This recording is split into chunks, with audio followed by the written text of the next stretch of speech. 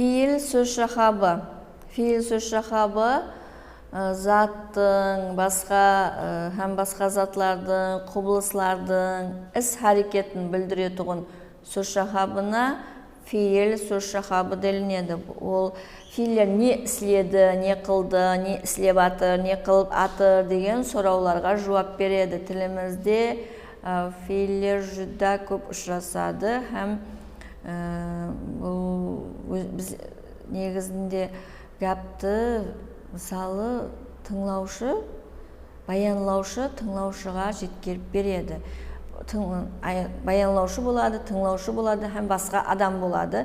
Соған жеткеріп беру арқалы біздер қазір мысалы гәп, сөз, қарақалпақ тілінде көплеген талдаулар істеп жатырмыз ғой, һәм сол fiиллер арқалы болады. Көбісі, көпшілік дәрежеде fiиллер арқалы болады. Енді fiиллер арқалы түсінік беремен. Fiиллердің, мысалы, олар оқыды, не қылды? Оқыды. Бұл fiil. Балалар сурет салып атыр. Не қылып атыр? Сурет салып атыр.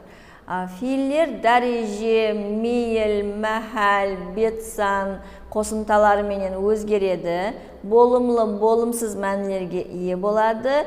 Fiиллер гәпте тикарнан баянлауыш қызметін атқарады. Fiil сөз шахаплары басқа сөз шахапларынан мәнісі, түрі, өзгеше бетте, санда өзгеруі, қосымталары, гәптегі қызметі бойынша ажыралады.